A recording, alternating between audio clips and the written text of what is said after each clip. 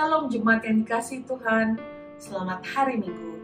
Apa kabarnya Bapak, Ibu, Saudara terkasih pada hari ini? Saya percaya kita semua dalam kasih perlindungan Tuhan. Puji nama Tuhan, hari ini kita masih dapat merayakan harinya Tuhan di rumah kita masing-masing. Dimanapun kita berada, biarlah nama Tuhan yang dimuliakan. Kiranya hari-hari ini kita semua boleh lebih lagi alami lawatan Roh Kudus. Roh yang akan membawa kita mengenal Allah dengan benar. Bahkan atas seluruh pengharapan kita pada Allah yang tidak akan mengecewakan. Saya akan bacakan satu ayat dari Roma 5 ayat 5 pada hari ini. Dan pengharapan tidak mengecewakan, karena kasih Allah telah dicurahkan dalam hati kita oleh Roh Kudus yang telah dikaruniakan kepada kita. Janganlah pernah berhenti menaruh pengharapan kita di dalam Roh Kudus. Saya akan ajak saudara sekalian untuk berdoa pada pagi ini. Kita akan memulai ibadah kita pada hari ini. Mari kita berdoa. Bapa, di dalam nama Yesus, kami mengucap syukur Tuhan. Kami masih dapat beribadah pada hari ini di rumah kami masing-masing dengan keluarga yang terkasih. Curahkanlah Tuhan Roh Kudus-Mu atas kami, supaya kami dapat lebih lagi mengenal Engkau, lebih lagi mengasihi Engkau, dan lebih dikuatkan. Urapilah ibadah kami pada hari ini. Kami siap untuk memuji, menyembah, memuliakan nama-Mu. Di dalam nama Yesus kami berdoa dan mengucap syukur. Haleluya. Amin. Selamat beribadah. Alamilah jamahan kuasa Roh Kudus.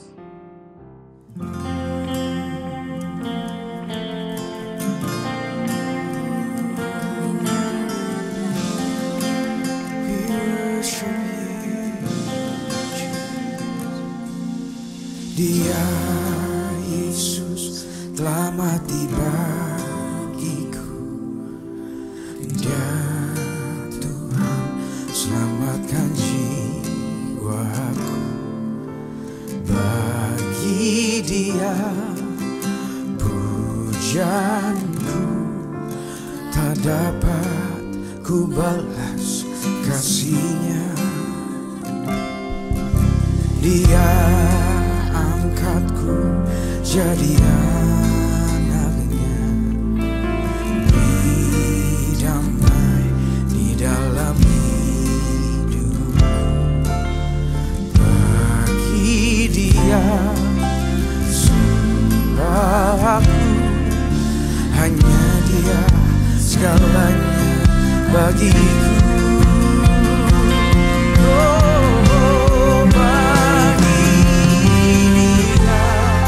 Segala pujian, hormat serta syukur kekal selamanya. Bagi Dia segala pujian, hormat serta syukur selama-lamanya.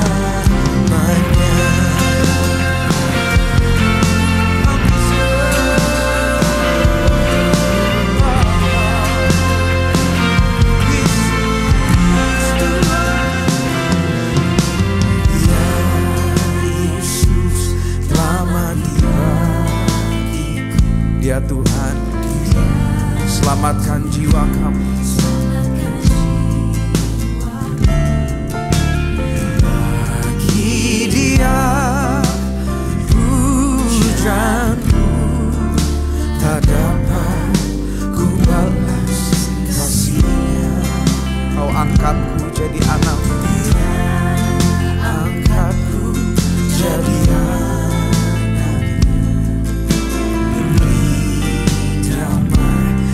Dalam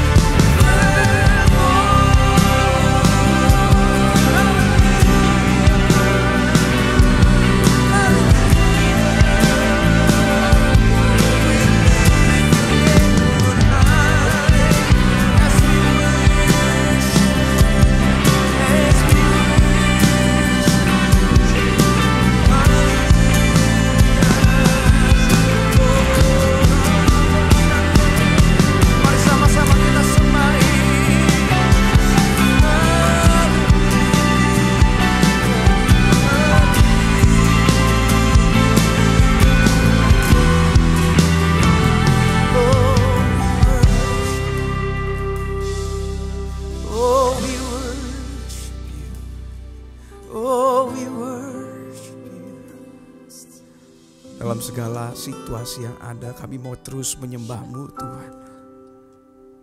Kau ubah ratapan kami menjadi tarian. Dan hari ini kami mau memuji-Mu lebih lagi Tuhan. Boleh sama-sama kita tepuk tangan lebih dahsyat lagi buat Yesus kita. Haleluya. Haleluya. You turn our mourning into dancing. Oh. Sing it together.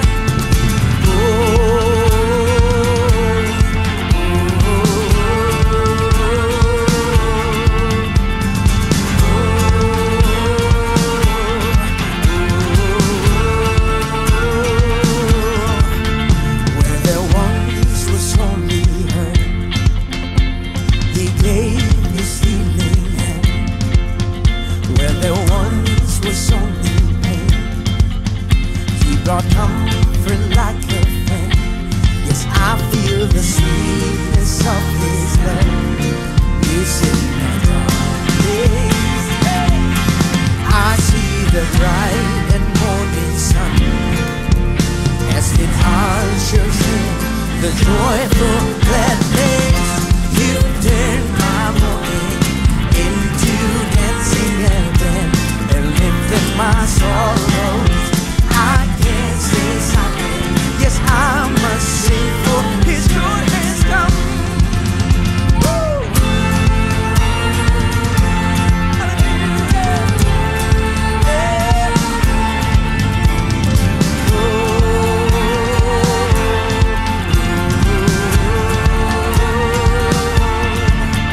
Where there once was only love, He gave His healing hand. Where there once was only pain, He brought comfort like a friend. Yes, I feel the sweetness of His love. He's in my darkness. I see the bright and morning sun as it ushers in His joyful gladness. You turn my morning into dancing again and lifted my sorrow. I can't stay silent. Yes, I must sing, for His joy has come. Sing it together. Oh, you turn my morning into dancing and praise and lifted my sorrow. I can't stay silent. Yes, I must sing, for His joy has come. Haleluya. Sekali lagi tepuk tangan buat Yesus. Saudara percaya Dia ubah ratapan kita menjadi tarian. Amin. Haleluya.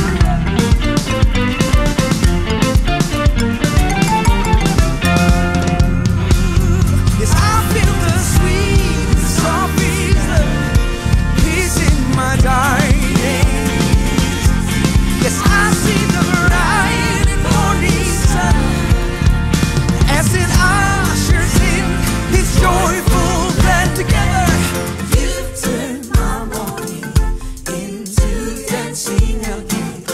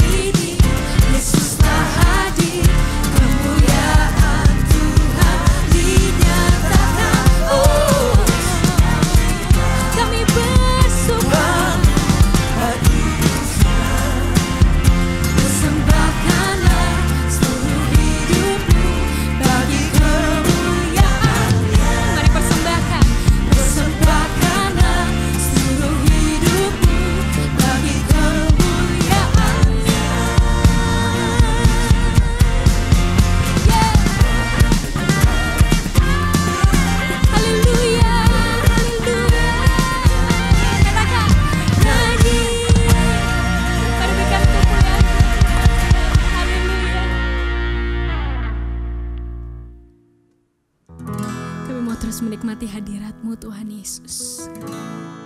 Your presence in this place, oh God. We're longing for You.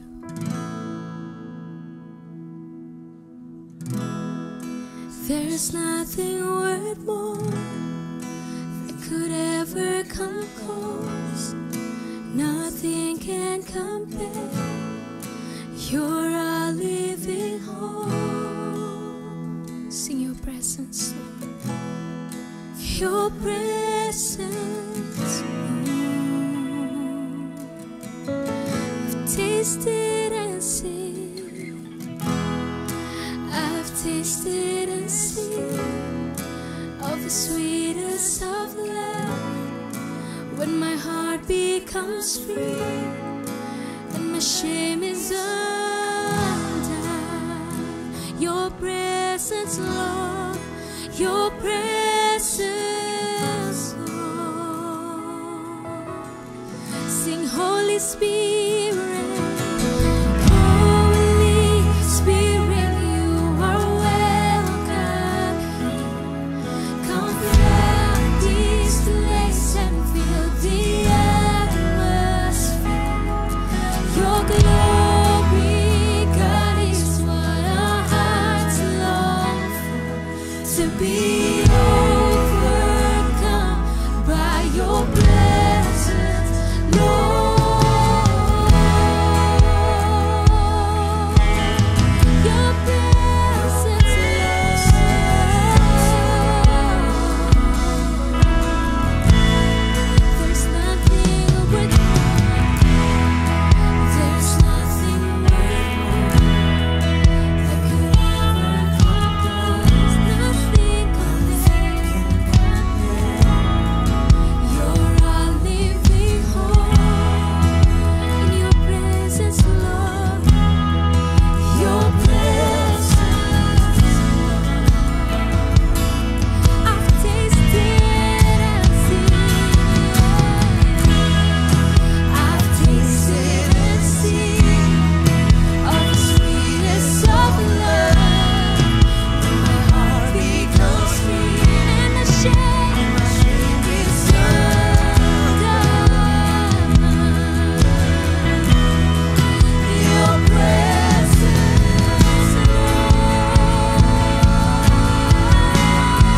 Holy Spirit, You are welcome. Come flood this place and fill the atmosphere. Your glory, God, is what our hearts long for. To be overcome by Your presence. Sing, Holy Spirit, You are welcome. You are welcome. Flood this place. Fill our hearts with joy. Oh Jesus, Your glory, God, is what our hearts long for. To be overcome by Your presence, Lord. Let's worship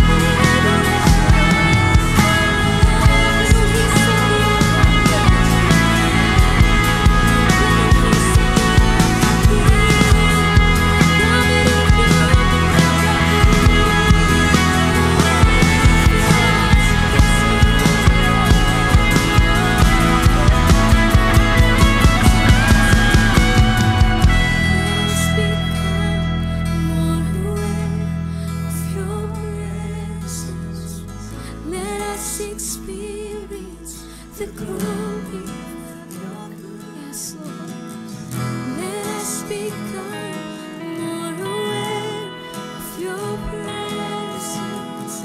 Let us experience the glory. Sing, let us become, Let us become more aware of Your presence. Let us experience the glory of Your goodness. Let us become more aware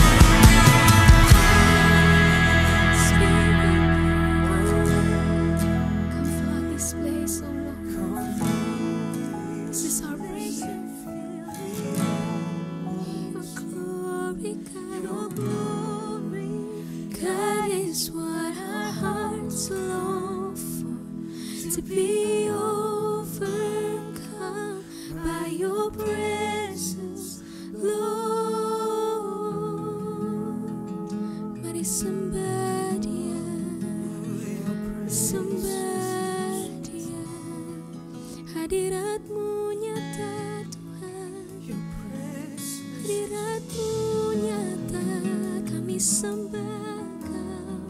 Ini adalah nama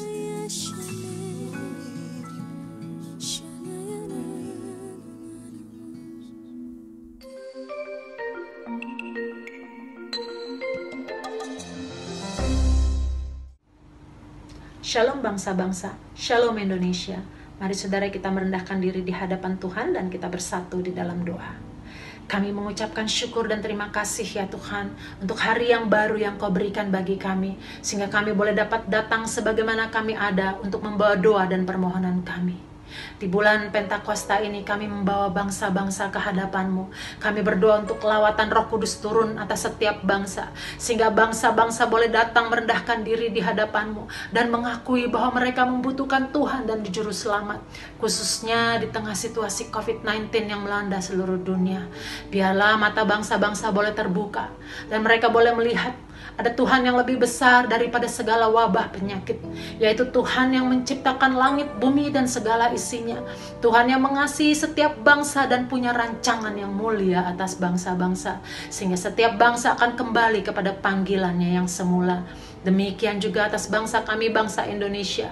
Terima kasih Tuhan untuk perbuatan-Mu yang ajaib sampai sejauh ini. Kami berdoa supaya curahan Roh Kudus-Mu juga turun atas bangsa kami.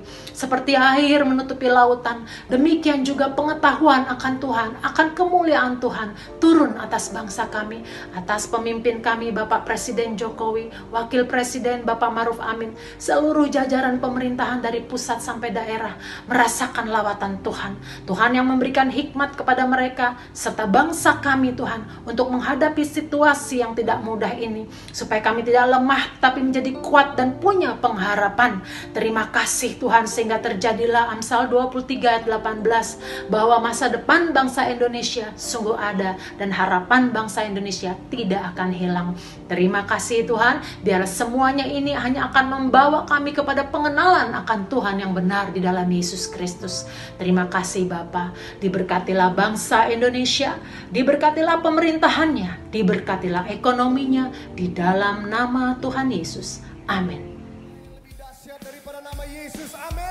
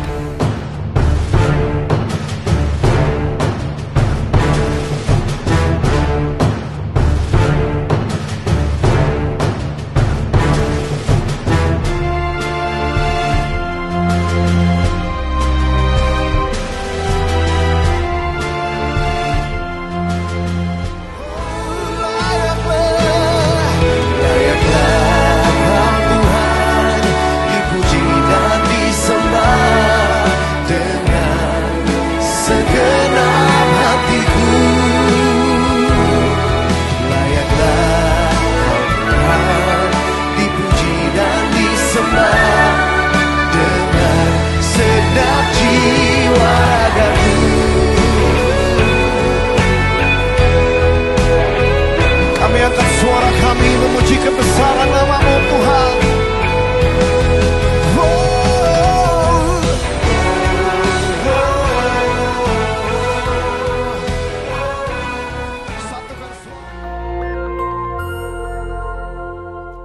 Shalom. Pada kesempatan ini kita akan membahas nabi dan nubuatan dalam gereja zaman now. Banyak orang bertanya, apakah masih ada nabi di zaman sekarang? Dan apakah Tuhan masih berbicara kepada manusia sampai sekarang?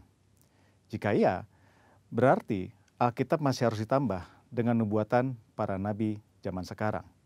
Karena Alkitab perkataan Tuhan. Apakah benar begitu? Mengapa insan Pentakosta mengklaim bahwa manusia masih dapat mendengar suara Tuhan sampai sekarang? Bahkan mendorong orang percaya untuk mengusahakan agar dapat memiliki karunia bernubuat. Apakah ini Alkitabiah? Mari kita melihat apa yang Alkitab katakan mengenai hal ini. Di dalam Perjanjian Lama, Tuhan mengangkat para nabi sebagai saluran untuk menyampaikan pesan-pesannya kepada umat Allah. Mendengar apa yang disampaikan para nabi sama artinya dengan mendengar perkataan Allah sendiri. Bahkan nubuat para nabi memiliki otoritas untuk dicatat dan menjadi bagian dari Alkitab. Sementara itu, dalam Perjanjian Baru, Tuhan menunjuk para rasul sebagai saluran untuk menyampaikan pesan Tuhan. Dan seperti nabi-nabi dalam Perjanjian Lama, apa yang mereka sampaikan memiliki otoritas untuk dicatat dan menjadi bagian dari Alkitab. Rasul Petrus menulis supaya kamu mengingat akan perkataan yang dahulu telah diucapkan oleh nabi-nabi kudus dan mengingat akan perintah Tuhan dan juru selamat yang telah disampaikan oleh rasul-rasul kepadamu. Dari sini kita dapat menarik kesimpulan, para rasul dalam gereja mula-mula setara dengan para nabi dalam Perjanjian Lama. Apa yang mereka sampaikan melalui inspirasi Roh Kudus memiliki otoritas sebagai firman Tuhan. Namun, selain para rasul, Alkitab Perjanjian Baru mencatat bahwa di dalam gereja juga ada orang-orang yang memiliki karunia sebagai nabi. Di dalam 1 Korintus 12 ayat yang ke-28, Paulus menulis, ada orang-orang yang Tuhan tetapkan. Pertama, sebagai rasul. Kedua, sebagai nabi. Ketiga, sebagai pengajar. Dan selanjutnya, mereka yang mendapat karunia, mujizat, menyembuhkan, melayani, memimpin, dan untuk berkata-kata dalam bahasa roh. Mengapa Rasul Paulus menulis ada yang pertama, kedua, dan yang ketiga? Karena dalam pemikiran Paulus ada karunia yang lebih tinggi manfaatnya daripada yang lain. Dalam ayat 31, Paulus menulis, jadi usahakanlah untuk memperoleh karunia-karunia yang paling utama. Karunia manakah yang paling utama? Dalam pasal 14 ayat yang kelima, Paulus menulis, sebab orang yang bernubuat lebih berharga daripada orang yang berkata-kata dengan bahasa roh. Bukan berarti berbahasa roh tidak berharga. Karena Paulus sendiri berkata, aku mengucap syukur kepada Allah bahwa aku berkata-kata dengan bahasa roh lebih daripada kamu semua. Tetapi dalam hal membangun kepentingan jemaat, bernubuat lebih bermanfaat. Jadi, rasul adalah yang paling utama, karena para rasul yang menanam dan membangun gereja. Mereka yang meletakkan dasar pengajaran, dan perkataan mereka memiliki otoritas sebagai firman Tuhan. Setelah itu baru nabi, pengajar, dan karunia-karunia lainnya. Karunia bernubuat yang dimiliki para nabi dalam gereja zaman now tidak memiliki otoritas yang setara dengan para rasul. Hal ini terlihat ketika dengan tegas Paulus berkata bahwa para nabi harus tunduk kepada dia sebagai rasul yang memiliki otoritas menyampaikan perintah Tuhan. Jika ditarik dalam konteks zaman sekarang, para rasul murid-murid Yesus sudah tidak ada. Tetapi sekarang kita memiliki Alkitab yang sudah lengkap lewat tulisan para rasul. Oleh karena itu, nubuatan dari para nabi zaman now harus tunduk kepada otoritas Alkitab. Paulus berpesan kepada jemaat di Tesalonika untuk menguji nubuat-nubuat dari para nabi dalam gereja. Janganlah padamkan roh dan janganlah anggap rendah nubuat-nubuat. Ujilah segala sesuatu dan peganglah yang baik. Kata menguji atau menanggapi memiliki pengertian seperti orang yang memilah-milah, membedakan atau menilai. Standar apa yang digunakan? Firman Tuhan. Lalu, jika nubuatan seorang nabi tidak lolos uji, apa konsekuensinya? Dalam Perjanjian Lama, nubuatan para nabi memiliki otoritas setara dengan perkataan Tuhan sendiri. Jadi, jika ada nabi yang memberikan nubuatan palsu, akan mendapatkan konsekuensi yang berat. Namun, hal ini sama sekali tidak terlihat dalam petunjuk Paulus mengenai pelaksanaan nubuatan. Mengapa? Hal ini jelas karena bagi Paulus, nubuatan para nabi zaman now tidak memiliki otoritas yang sama dengan nubuatan nabi dalam Perjanjian Lama. Nubuatan nabi Perjanjian Baru sangat berharga, namun terbatas. Nubuatan nabi-nabi Perjanjian Baru tidak setara dengan firman Tuhan. Oleh karena itu harus selalu diuji oleh seluruh jemaat, terutama para pemimpin gereja. Namun jika nubuatan nabi-nabi Perjanjian Baru tidak sempurna, lalu buat apa bernubuat? Paulus dengan jelas mengajarkan, kejarlah kasih itu dan usahakanlah dirimu memperoleh karunia-karunia roh, terutama karunia untuk bernubuat. Kenyataan bahwa nubuatan yang disampaikan oleh para nabi Perjanjian Baru sifatnya tidak sempurna, tidak lengkap, tidak memiliki otoritas yang sama dengan Alkitab, tidak membuat orang percaya berhenti untuk mengusahakan memperoleh karunia-karunia bernubuat. Orang percaya harus mengusahakan untuk memperoleh karunia-karunia roh, terutama bernubuat, karena itu adalah perintah Allah. Tuhan bisa memakai saudara untuk menjadi berkat kepada umat Tuhan dengan menyampaikan apa yang Roh Kudus nyatakan kepada saudara. Tuhan Yesus memberkati. Maranatha. Shalom dan salam jumpa di dalam kasih Tuhan kita Yesus Kristus. Apa kabar saudara? Tentunya kita senang bertemu di dalam ibadah pada minggu yang diberkati oleh Tuhan. Bulan Mei ini kita akan banyak berbicara tentang Roh Kudus. Kalau kita berbicara tentang Roh Kudus, tentunya kita berbicara tentang kehadiran Allah di dalam kita, dalam keluarga kita. Dan saudara, kita semua bersuka cita karena kita punya Allah yang hidup, Allah Roh yang mengerti keadaan kita. Walaupun saudara sedang mengalami sebuah proses pemurnian, saudara sedang mengalami sebuah proses dibentuk oleh Tuhan. Tapi janganlah kita berkecil hati, karena semua ini ada waktu untuk selesai.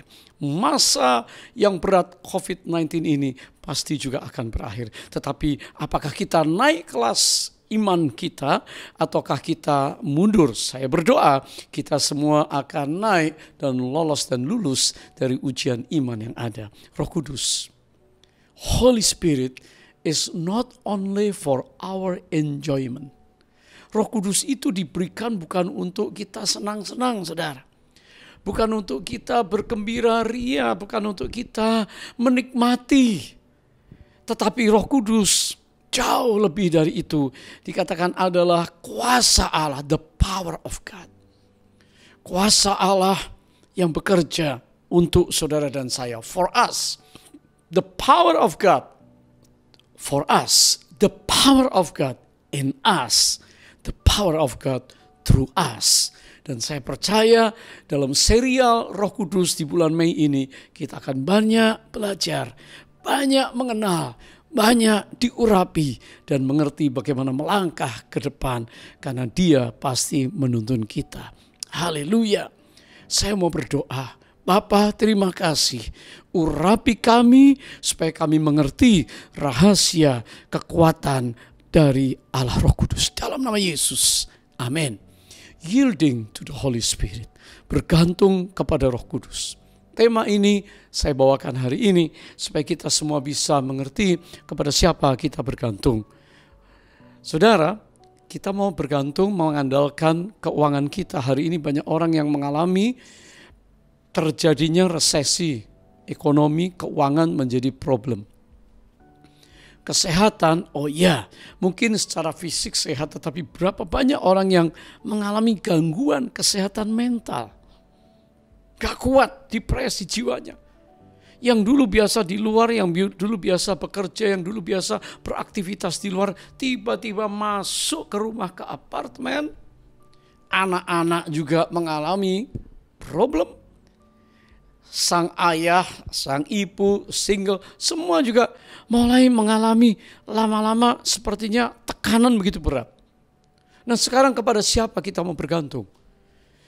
Kesehatan, sampai sekarang belum ditemukan jalan keluar. Kapan COVID-19 ini akan berhenti? Tidak ada yang tahu.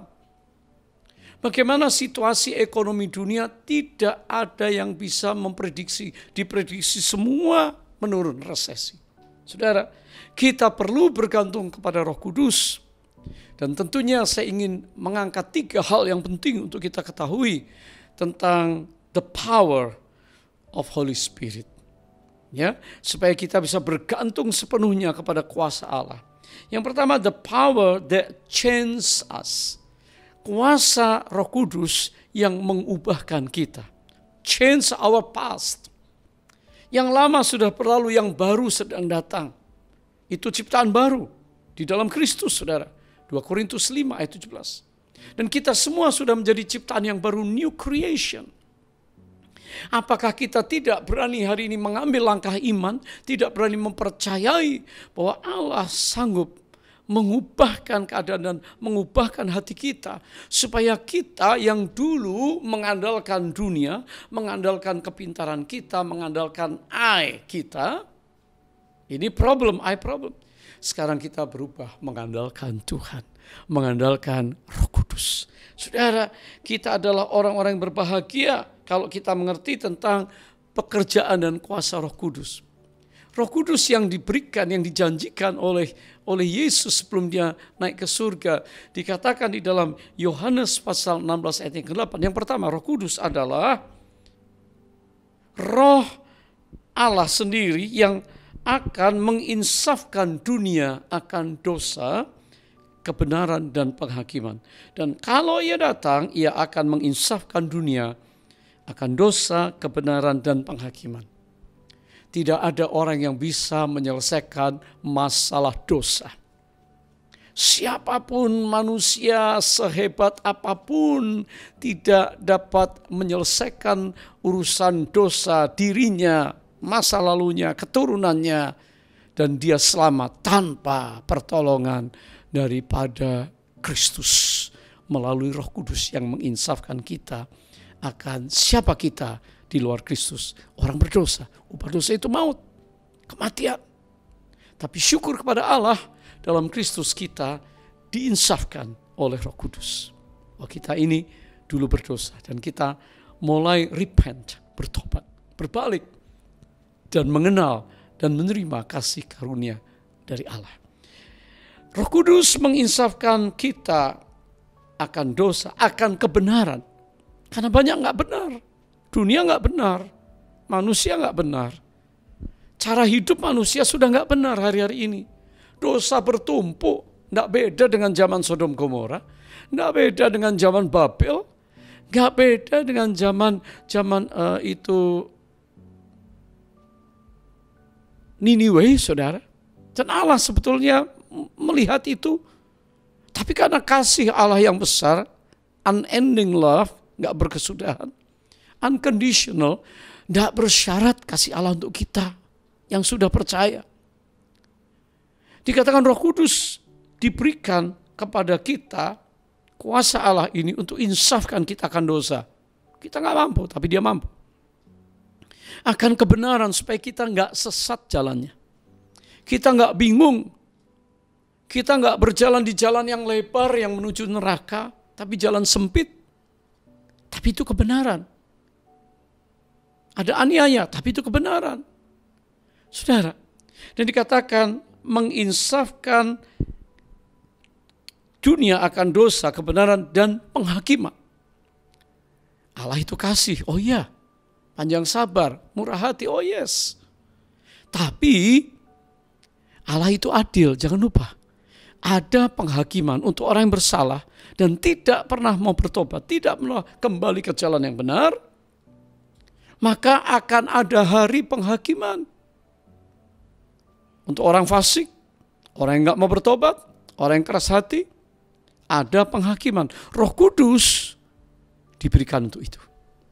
Yang kedua dikatakan Roh Kudus di dalam Yohanes 16 ayat yang ke-7 itu adalah penghibur, saudara, comforter.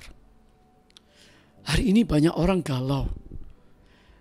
Sepanjang hari, apakah kita tertawa terus? Begitu merenung sebentar, memikirkan problem, langsung kepala pening, langsung kekhawatiran datang, langsung wajah tidak bisa bersuka cita lagi. Mau menyanyi sukar, manusia gampang sedih, saudara. Waktu mengalami problem sedih, waktu nggak punya uang cukup sedih, dulu nggak punya apa-apa, tapi sekarang sudah diberkati, kurang sedikit sedih. Kurang harta sedikit sedih. Saudara, manusia gampang gundah, gampang galau. Kalau ada keluarga sakit, kita juga langsung sedih, saudara. Apalagi ada yang meninggal. Dan Dia adalah penghibur. Jadi kuasa Roh Kudus yang diberikan kita, Roh Kudus itu adalah penghibur yang sejati. Sehingga di dalam segala keadaan kita ini tetap dapat tersenyum, dapat tertawa. Dapat bersuka cita. Roh Kudus. Roh Kudus dikatakan Yohanes 16 ayat yang ke-13. Tetapi apabila Ia datang, yaitu Roh kebenaran, Ia akan memimpin kamu ke dalam seluruh kebenaran.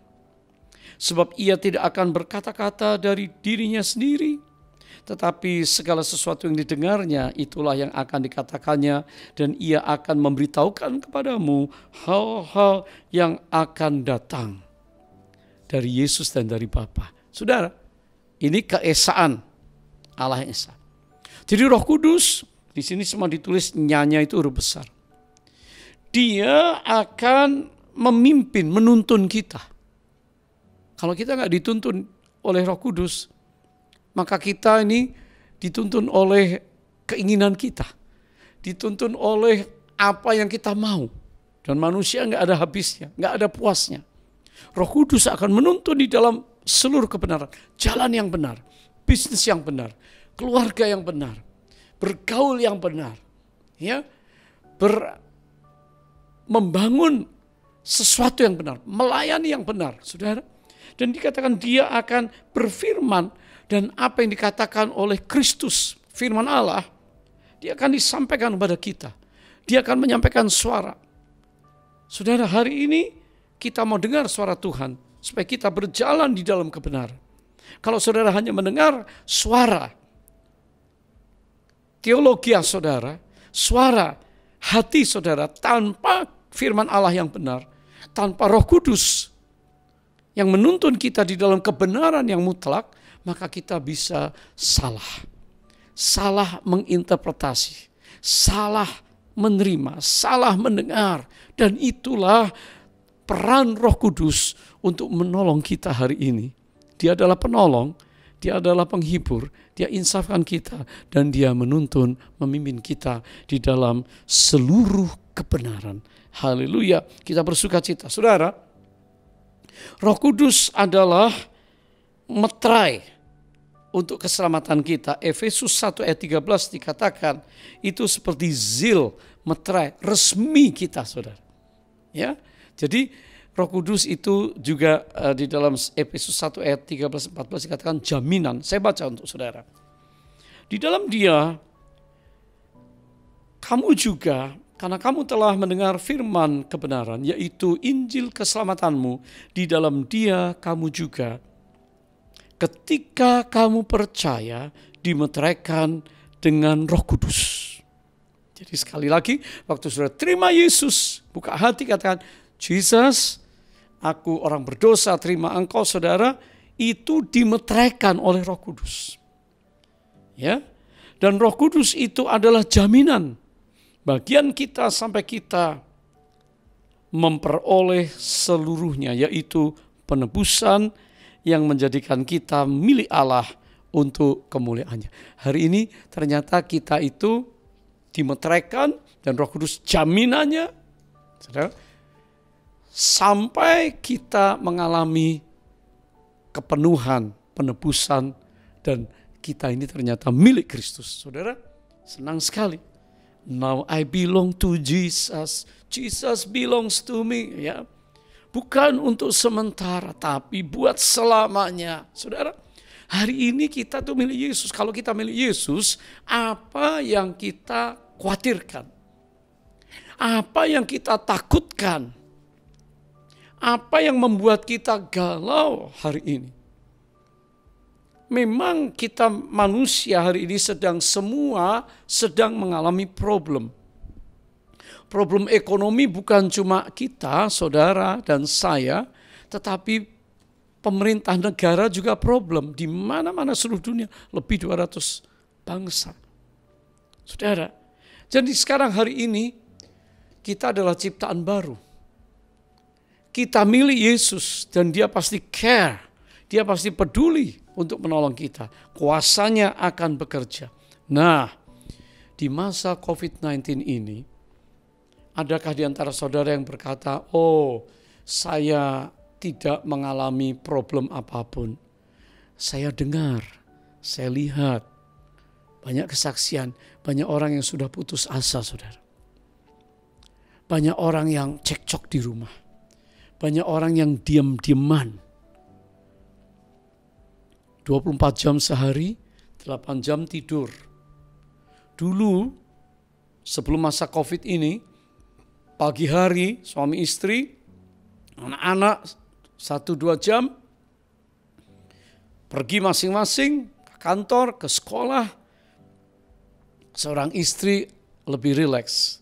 Setelah menyiapkan breakfast, nanti paling makan malam, begitu ya. Tapi sekarang mesti menyiapkan makan siang. Bagaimana mengurus anak-anak, apalagi ini libur.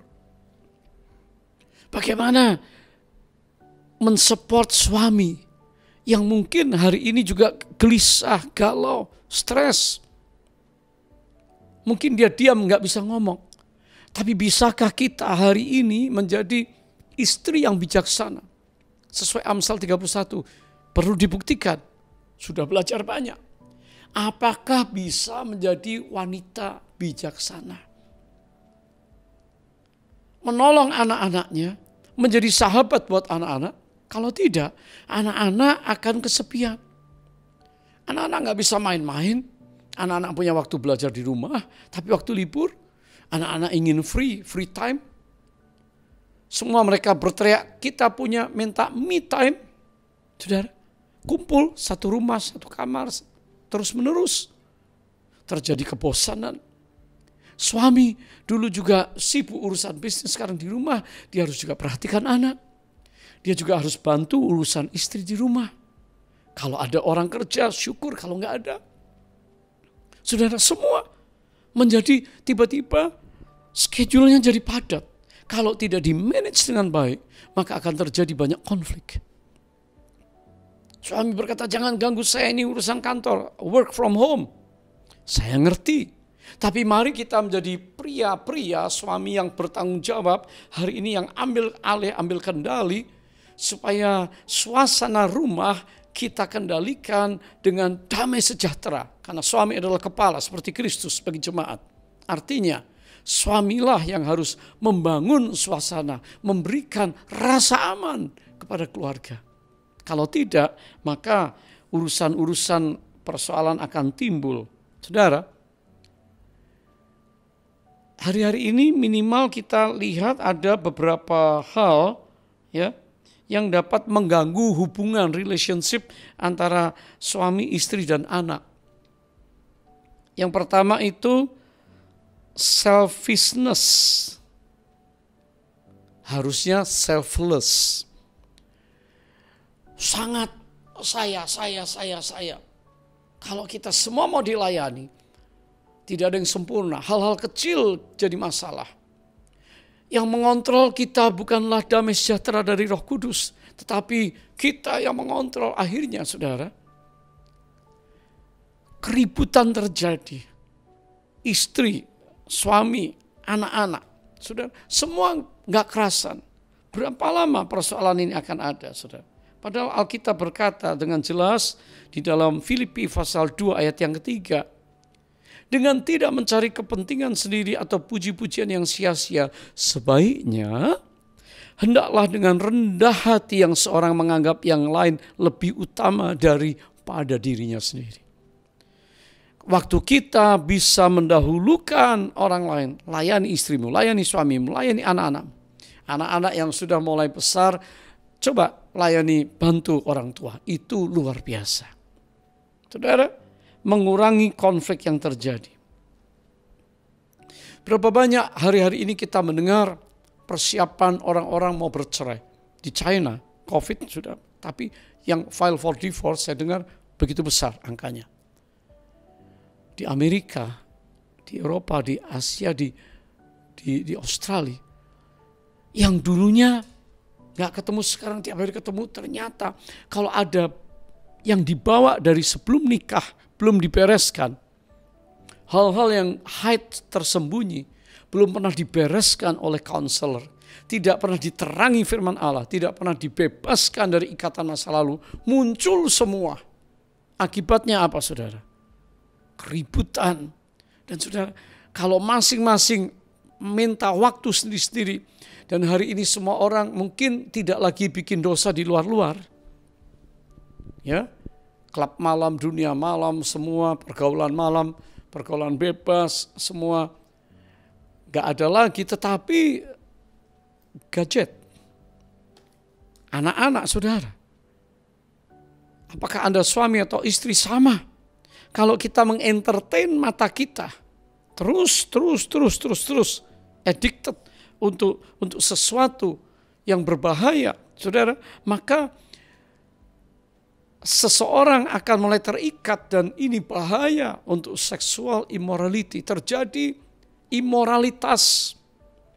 Jangan kaget kalau anak-anakmu yang kesepian, gak punya teman, tiba-tiba melakukan hal yang aneh-aneh karena kebebasan di dunia sosial media. Hari ini iblis itu ingin membuat rumah tangga berantakan. Hari ini iblis mengganggu relationship kita supaya miskomunikasi. Hari ini iblis memakai sosial media, upload hal-hal yang jahat supaya semua orang hari ini bisa diganggu kehidupan moralnya untuk dihancurkan. Firman Allah dengan jelas berkata di dalam kitab Keluaran pasal 20 ayat 14. Jangan berzina. Begitu saudara. 1 Korintus 6 ayat 18. Jauhkanlah dirimu dari percabulan. Setiap dosa lain yang dilakukan manusia terjadi di luar dirinya. Tetapi orang yang melakukan percabulan berdosa terhadap dirinya sendiri. Singles dalam pergaulan. Pria, wanita yang berkeluarga, jauhi hal ini.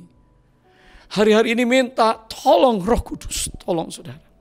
Memenuhi pikiran, mata, senses kita ini. Karena ini yang paling berbahaya. Apa yang dirasa, apa yang diingat, apa yang didengar, apa yang dilihat, saudara. Ini harus diserahkan kepada Roh Kudus sehingga problem-problem yang ada mulai menjadi kecil. Di masa ini justru kita lebih akrab satu dengan yang lain. Justru kita saling membangun, kita mencintai, punya mezbah keluarga. Hadirat Allah dan berkat Allah sedang disiapkan untuk keluarga-keluarga yang mengandalkan dan bergantung kepada Roh Kudus. Berapa banyak hari-hari ini orang lari kepada alkohol. Ya, angka pembelian alkohol, orang yang terikat alkohol di Australia dikatakan sudah naik sampai 70%. Akibatnya orang lupa diri, orang mabuk. Orang kalau mabuk lupa diri. Bayangkan saudara, kalau di rumah saudara, di teras saudara, di Singapura, di Australia yang rumah nggak dikunci, tiba-tiba tidur seorang, pagi-pagi sudah bangun, seorang istri bangun, buka pintu, kaget ada orang besar tidur di luar. Dibangunkan gak mau bangun, panggil suami, bangunkan. Lalu dia mabuk, dia berkata, this is my house, this is my house. Waktu diurut-urut, ternyata 2 tahun yang lalu memang ini rumah dia, begitu saudara. Yang sekarang dikontrak oleh orang lain. Orang yang mabuk lupa diri, lupa waktu, lupa keluarga. Memalukan hidupnya, tidak tahu malu, saudara.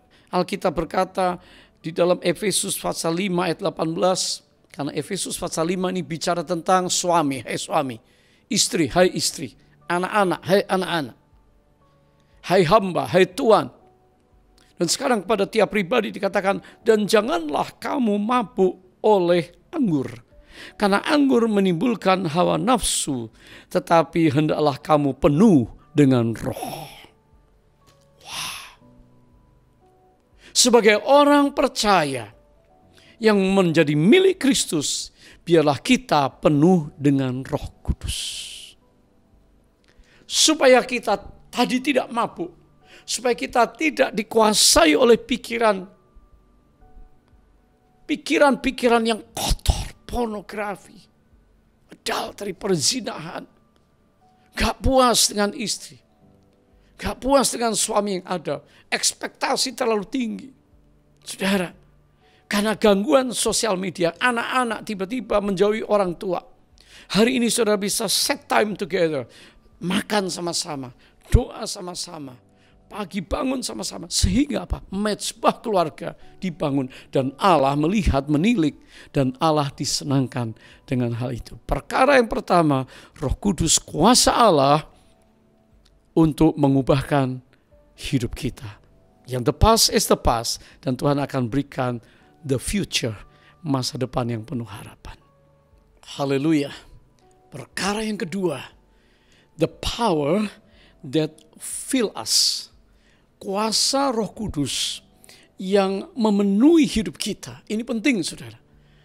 Kalau kita dipenuhi oleh Roh Kudus, maka kita bisa bergantung kepada Allah sepenuhnya. Tanpa itu, maka kita diisi oleh hal-hal yang lain di luar kebenaran firman Allah.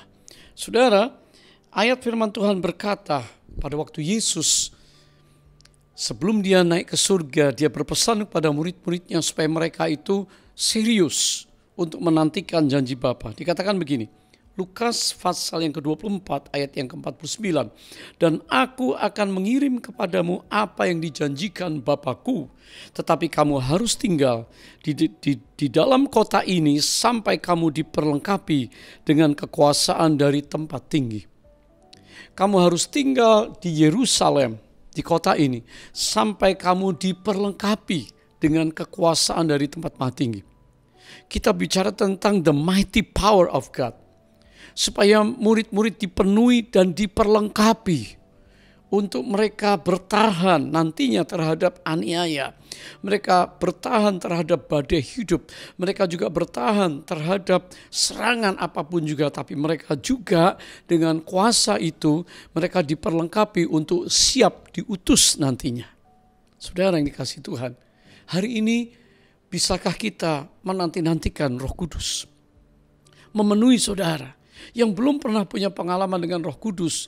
Dulu Kristen ke gereja biasa, baca Alkitab biasa. Tetapi kalau saudara ingin mengalami sebuah loncatan iman, saudara ingin mengalami sebuah ledakan kasih, hatimu menggebu-gebu sama Tuhan, tidak hanya normal-normal, tidak hanya yang biasa tapi extraordinary. Saudara mulai mencari Tuhan, terkonek dengan Tuhan secara luar biasa, maka kita perlu menanti-nantikan Roh Kudus itu.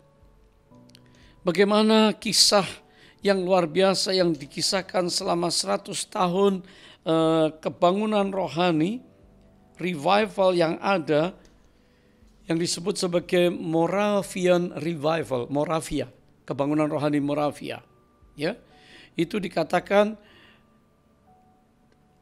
membangkitkan cara kita berdoa, saudara. Itu adalah kebangkitan doa Moravian worshiper, Moravian prayer people. Ya, mereka adalah orang-orang karena penganiayaan agama, mereka lari dari Bohemia, ya, tempat mereka ada, mereka harus pergi mengungsi ke Nikolaus Zinzendorf di Herrnhut, Jerman, ya, dan itu dimulai tahun 1727. Mereka berdoa, tiba-tiba terjadi ledakan, dan itu berlangsung 100 tahun, dan menyebar sampai ke Pennsylvania, ke North Carolina, menyebar sampai ke London. Jadi hari-hari ini di Jerman orang semua sejarah gereja, history daripada gereja tahu tentang apa yang terjadi dengan Moravian Revival. Orang Jerman ingat dulu bahwa orang-orang Moravia pembawa api Roh Kudus, membawa api Allah. Tiap kali mereka kumpul berdoa itu terasa kehadiran Tuhan. Karena percuma ibadah tanpa merasa kehadiran Tuhan. Nyanyi biasa, membawa persembahan, dengar firman biasa, yang khotbah biasa, kata-kata manis, kata-kata uraian-uraian, kutipan Alkitab yang hebat-hebat secara teologi, tapi tidak ada power, tidak ada jiwa bertobat, tidak ada orang nangis, tidak ada orang memberi diri untuk diutus, tidak ada penginjilan, tidak ada kesaksian, tidak ada memenangkan jiwa. Tapi Moravia, orang-orang ini membawa api kebangunan rohani di Jerman, sehingga ledakannya luar biasa sampai ke London. Bagaimana kita ingat seorang yang namanya John Wesley, seorang ahli teologi, seorang evangelist. Dia hidup tahun 1703 dan meninggal 1791. Nah, saudara, dia belajar di Oxford.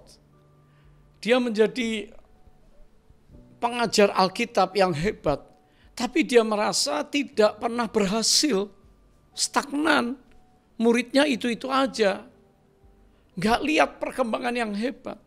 Saudara, kehausannya, satu kali dia datang, dia membentuk satu kelompok doa ya dengan saudara-saudaranya, dengan Charles dan yang lain-lain.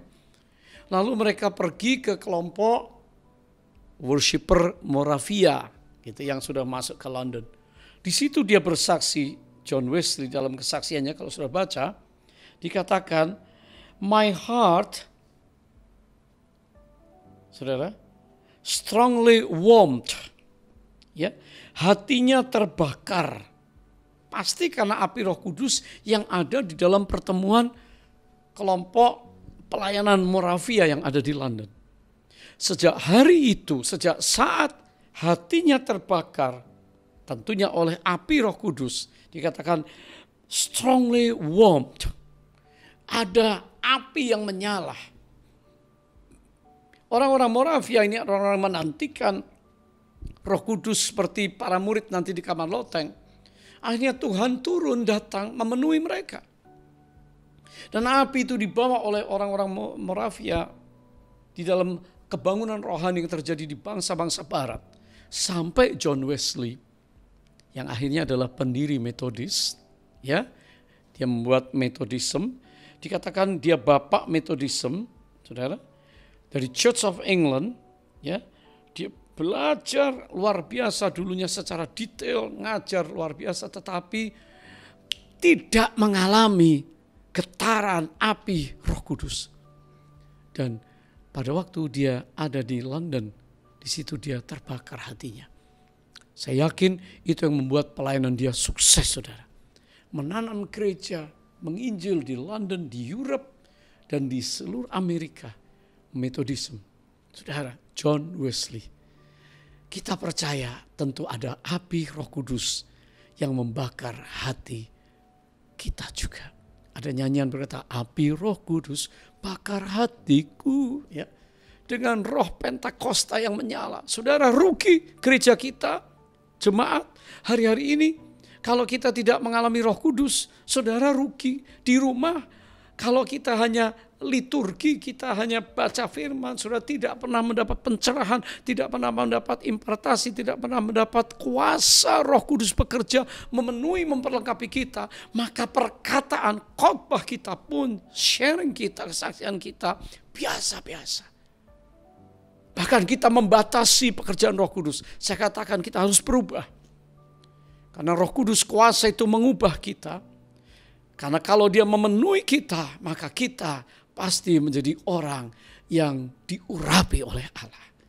Saya berdoa kiranya kita terkonek dengan Roh Kudus secara luar biasa sehingga kita ini menjadi saluran berkat untuk orang lain. Satu kali Lawrence membawa orang-orang Arabia ini perang dunia pertama, saudara, ya, selesai tahun 42 kurang lebih, pergi ke Prancis, ya, dibawa tur senang, saudara, orang-orang tokoh-tokoh Arab ini ke Louvre, ke Arc de Triomphe, lihat apa itu kuburnya Napoleon Bonaparte, lihat kota Paris jalan-jalan, tapi mereka nggak terlalu happy, senangnya tinggal di hotel, di kamar mewah. Ternyata mereka suka keran mandinya itu disepuh emas begitu, di kamar mandi kuno. Waktu mereka mau pulang, maka Lawrence mulai mencari mereka. Kok lama nggak pulang-pulang? Rupanya mereka coba mau ambil itu keran dari kamar mandi. Jadi dikatakan jangan. Mereka terkagum-kagum. Kenapa keran ini tiap kali diputar on, air keluar. Tiap kali dimatikan off, air berhenti. Dia berpikir di negerinya, di tanahnya yang gersang kurang hujan, air sulit sekali didapat. Jadi dia mau ambil, dia mau bawa pulang dengan berpikir sederhana, dengan keran ini nanti, ya, keran air ini, dia buka pasti keluar air.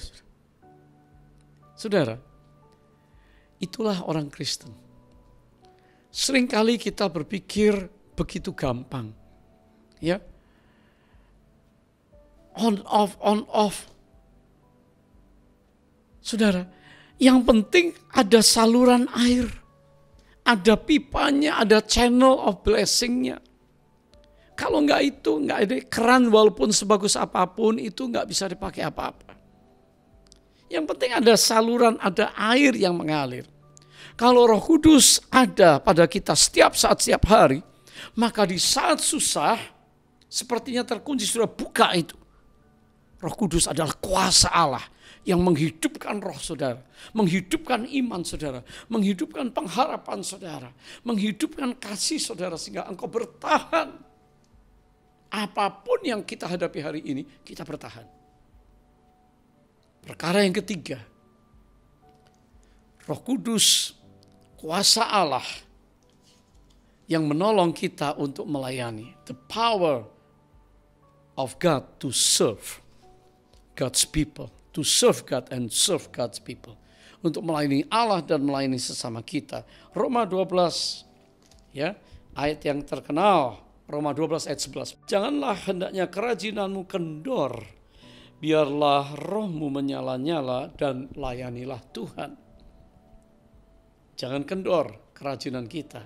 Ternyata orang percaya, kenapa gereja-gereja yang maju, yang menyala-nyala dengan penginjilan yang membawa dampak adalah gereja yang orang-orangnya rajin.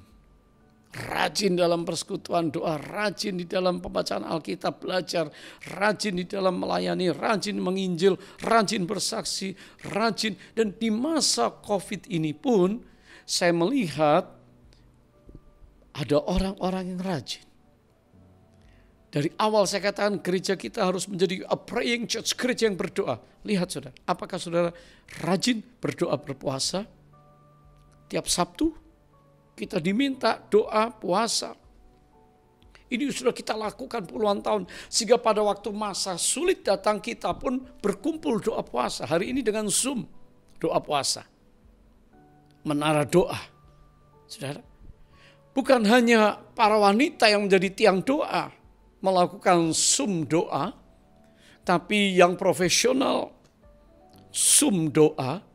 Ya saudara, anak-anak muda Zoom berdoa sama-sama, guru sekolah minggu, anak-anak kids kita, saudara bisa lihat, Zoom doa tiap minggu 80 anak, mereka merindukan berdoa bareng-bareng dan dengar doa seorang anak ini.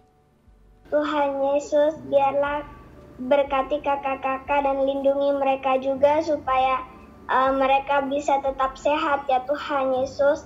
Tuhan Yesus berkati anak-anak sekolah minggunya juga ya Tuhan Yesus, supaya mereka bisa tetap sehat juga ya Tuhan Yesus. Tuhan Yesus, Engkau menjaga kakak-kakak sekolah minggu dan anak-anak sekolah minggu seperti Engkau menjaga Israel ya Tuhan Yesus. Seperti Mazmur 121 berkata, aku melayangkan mataku ke gunung-gunung, dari manakah akan datang pertolonganku? Pertolonganku ialah dari Tuhan yang menjadikan langit dan bumi. Ia tak akan membiarkan kakimu goyah, penjagamu tidak akan terlelap. Sesungguhnya tidak terlelap dan tidak tertidur penjaga Israel. Tuhanlah naunganmu, Tuhanlah penjagamu. Di sebelah tangan kananmu, matahari tidak akan menyakiti engkau pada waktu siang atau bulan pada waktu malam. Tuhan akan menjaga engkau terhadap segala kecelakaan. Ia akan menjaga nyawamu. Tuhan akan menjaga keluar masukmu dari sekarang sampai selama-lamanya. Amin. Kami berdoa siang dan malam dengan kesungguhan hati, memohon yaitu daripada pertolongan-Mu. Bapa, kami berdoa Tuhan untuk para dokter, untuk para suster, para medis, orang-orang yang ada di garis depan. Tidak ada lagi kerusuhan ataupun kepanikan di tengah-tengah wabah ini Tuhan, di dalam nama Tuhan Yesus. Kami perkatakan saat ini, damai sejahtera untuk setiap pribadi, untuk setiap keluarga, untuk setiap kota, untuk setiap bangsa, untuk setiap negara. Bagaimana hati Tuhan tidak melihat, tidak tersentuh dengan doa anak-anak. Jadi anak-anak sampai yang tua, melakukan doa-doa di tengah-tengah keadaan ini supaya terjadi lawatan Roh Kudus, supaya COVID-19 stop. Kita berdoa, para leaders berdoa, Zoom doa, saudara. Jangan berhenti berdoa, berjaga berdoa. Ini daging ini lemah. Roh itu berkehendak, tapi ini lemah. Sebab itu kita perlu berdoa, berjaga. Karena kita nggak tahu apa yang akan terjadi kemudian. Tapi yang penting kita ada di dalam kontrolnya Allah. Haleluya, saudara.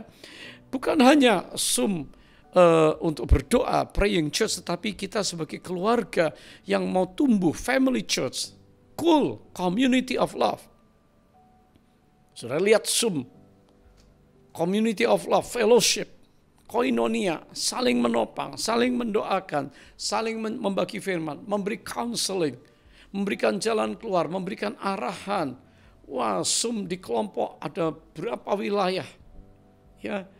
Saya tahu di Singapura, di Melbourne, di Jakarta, saudara.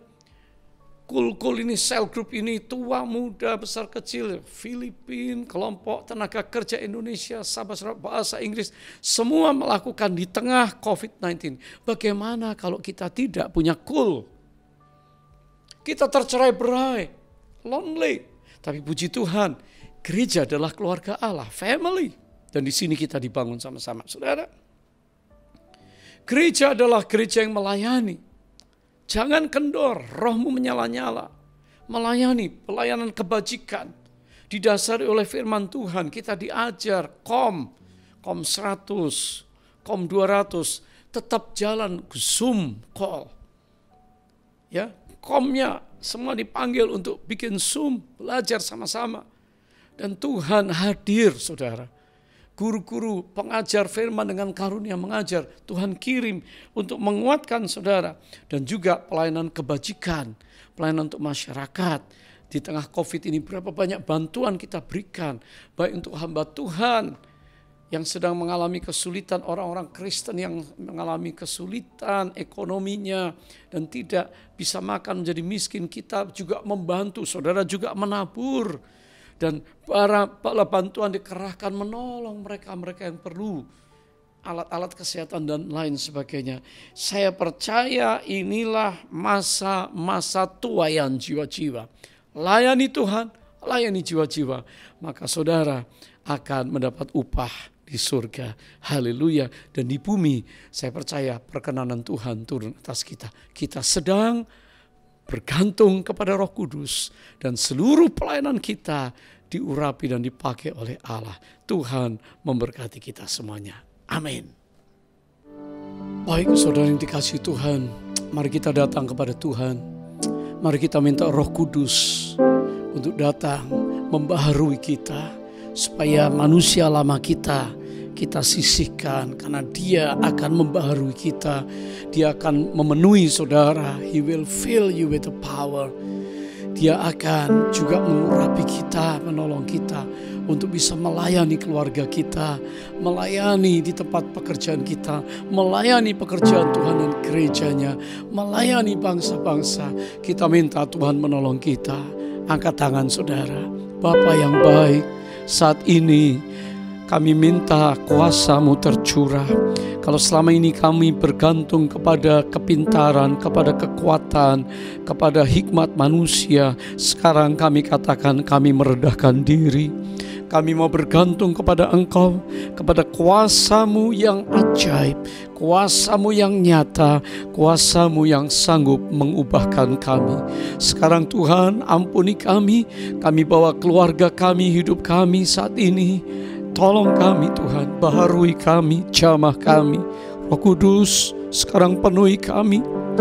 Kalau Moravia pernah mengalami 100 tahun kegerakan yang luar biasa di tahun abad 17, maka kami percaya di hari-hari ini kami tahu Tuhan juga mencurahkan Roh-Mu. Waktu kami bertekun mencari Engkau, pasti ada breakthrough, ada terobosan rohani. Dan itu membuat hidup kami sungguh-sungguh bisa dipakai oleh Tuhan untuk melayani Engkau. Kuatkan jemaat-Mu, kuatkan umat-Mu, pria wanita semua, bahkan anak-anak kami semua akan dipakai oleh Tuhan. Ini kami Tuhan, penuhi kami. Oh ramatikia lalala syakara lalala babaya. Korea lalala babakara lalala Korea lalala syaya. Bekerjalah Roh Kudus supaya roh doa mengalir, mezbah altar doa dibangun oleh setiap keluarga. Dan kami tahu keluarga kami mengalami kehadiran kemuliaan Tuhan, dan pasti Tuhan membuat perbedaan. Haleluya, haleluya, amin. Akhirnya saudari dikasih Tuhan, mari kita mengakhiri ibadah kita hari yang sukacita, penuh bahagia, dan memasuki bulan Pentecost. Be strong in the Lord, penuh Roh Kudus, dan jadilah kuat. Haleluya. Angkat tangan kita sama-sama. Sekarang berkat Tuhan tercurah, berkat Bapa yang sempurna di dalam Kristus Yesus Tuhan kami, oleh kasih yang ajaib, persekutuan dan kekuatan kuasa Roh Kudus mengalir memenuhi kami. Mulai hari ini sampai Kristus datang, bahkan sampai selama-lamanya. Katakan sama-sama, Maranatha. Datanglah ya Tuhan Yesus. Kami semua merindukanmu. Semua kita katakan amin. Tuhan memberkati. Shalom sampai minggu yang akan datang. Haleluya. Shalom saudara.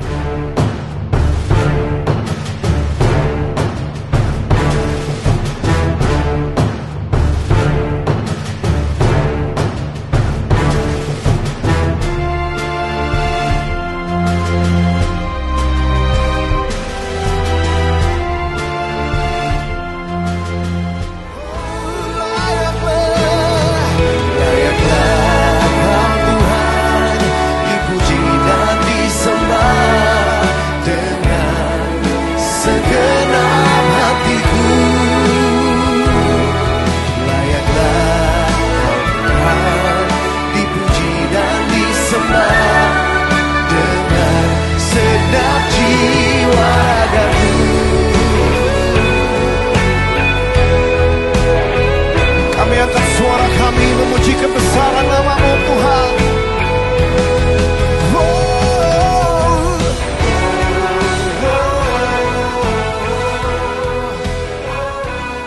Satukan suara buat Tuhan. Put your hands up in the air for Jesus. Come on.